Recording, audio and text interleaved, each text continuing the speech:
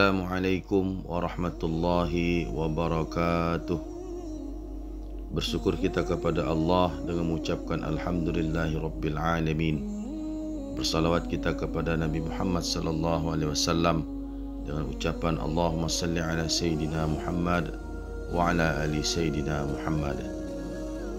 Alhamdulillah, pada pertemuan kali ini saya akan menceritakan kisah seorang sahabat sekaligus paman Nabi Muhammad sallallahu alaihi wasallam. Ialah Hamzah yang bergelar Singa Allah. Adalah Hamzah bin Abdul Muttalib sangat menjunjung tinggi fanatisme hubungan keluarga. Hal inilah yang memicu beliau yang akhirnya masuk Islam.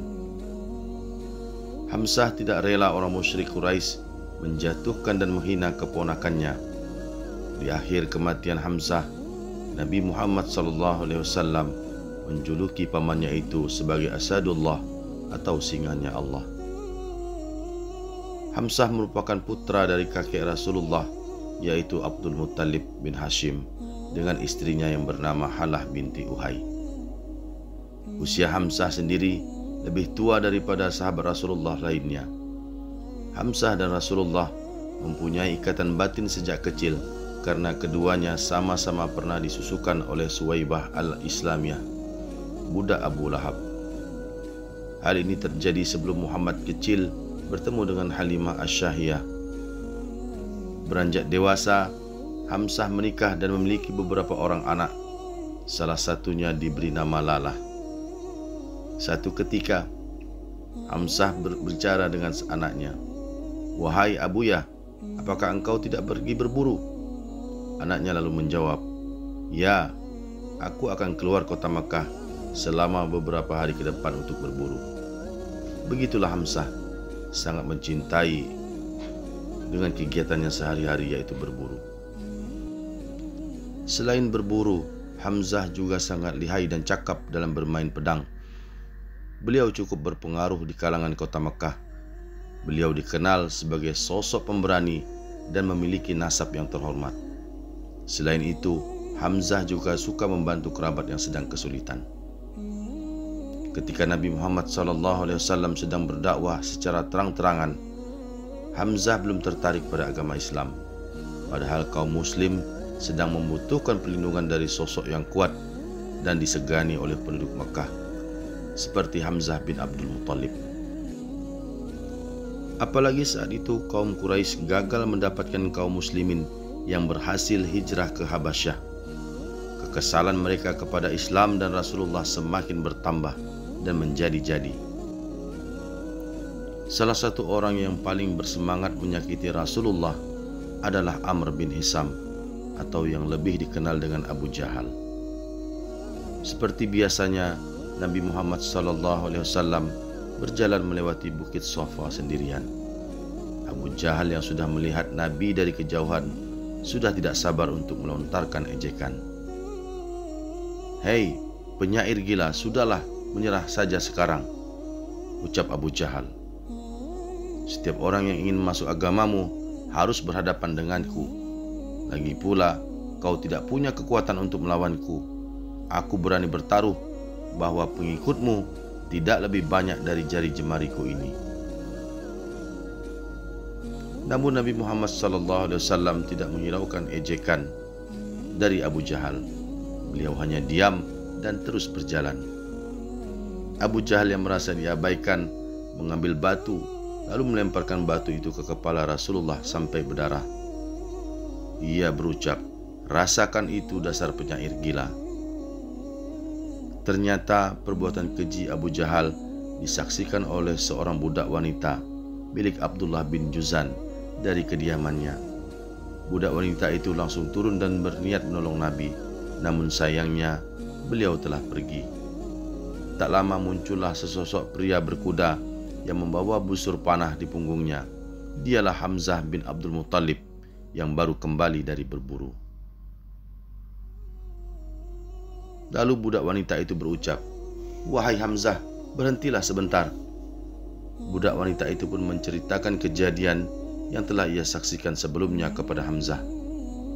Tentu saja Hamzah meradang dan merasa harga dirinya diinjak-injak oleh Abu Jahal. "Terima kasih sudah memberitahukan berita ini kepadaku," ucapnya kepada budak wanita itu.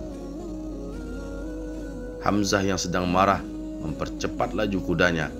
Orang yang menyapanya di jalan sangat heran dan sikapnya Hamzah yang biasanya ramah dan menegur orang-orang di Mekah. Di depan pelataran Masjidil Haram, Hamzah melihat Abu Jahal dan teman-temannya dari kabilah Bani Makhzum sedang duduk sambil tertawa-tawa. Tanpa banyak pertimbangan, beliau segera menghampiri Abu Jahal. "Wahai orang-orang hina, beraninya engkau mengejek keponakanku." Orang-orang yang melihat penyerangan Hamzah kepada Abu Jahal berusaha untuk menghentikannya, namun anehnya Abu Jahal tidak membela diri. Abu Jahal berkata, "Biarkanlah dia. Aku telah mencaci maki keponakannya dengan cara yang berlebihan. Aku pantas menerimanya." Hamzah berujar, "Tidak tahukah engkau bahwa aku sudah masuk agamanya?" Semua orang yang mendengar tentang keislaman Hamzah terkejut dan tidak percaya. "Benarkah yang engkau katakan itu, wahai Hamzah? Karena kami belum mengetahui bahwa engkau sudah masuk Islam." Hamzah lalu menjawab, "Asyhadu an la ilaha illallah wa asyhadu anna Muhammadar Rasulullah." Bukankah sudah jelas? Sekali lagi aku peringatkan kepada kalian tentang keponakanku. Jika Abu Jahal kembali berani menyentuh keponakanku, maka aku sendiri yang akan menghabisimu.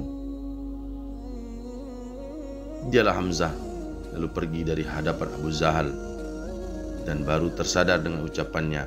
Kemudian Allah Subhanahu wa taala melapangkan dadanya untuk masuk Islam dengan niat yang baik. Segera Hamzah datang menemui Rasulullah dan menyatakan keislamannya. Sejak saat itu, kekuatan umat muslim semakin bertambah. Orang Quraisy mulai memperhitungkan keberadaan Hamzah di tengah-tengah kaum muslimin. Ketika peristiwa hijrah ke Madinah demi memperjuangkan Islam, Hamzah adalah orang yang paling bersemangat. Apalagi ketika perang dikobarkan, Hamzah selalu berada di garda terdepan. Sampai akhirnya ketika ia gugur di medan peperangan, Hamzah yang belum berdarah, belum genap berusia 60 tahun, dia dimakamkan di lereng bukit Uhud bersama para syuhada lainnya karena kepahlawanan Hamzah dalam membela Islam. Rasulullah menjulukinya sebagai Asadullah, yang artinya singanya Allah, dan menamai beliau sebagai Sayyidu Syuhada, yang artinya pemimpin para syuhada. Demikianlah akhir singkat kisah keislaman Hamzah, sang singa Allah yang mengagumkan. Adapun hikmah yang bisa dipetik dari kisah Hamzah singanya Allah, seperti pembelaan Hamzah terhadap Rasulullah, yang kemudian Allah menjadikannya mendatangkan hidayah kepadanya. Kesabaran dalam menerima ujian akan menghantarkan kita kepada pahala yang lebih baik daripada apa yang kita kerjakan, sebagaimana yang sudah dijanjikan Allah Subhanahu wa taala. Demikianlah, atas perhatiannya diucapkan jazakumullah khairan katsir. Assalamualaikum warahmatullahi wabarakatuh.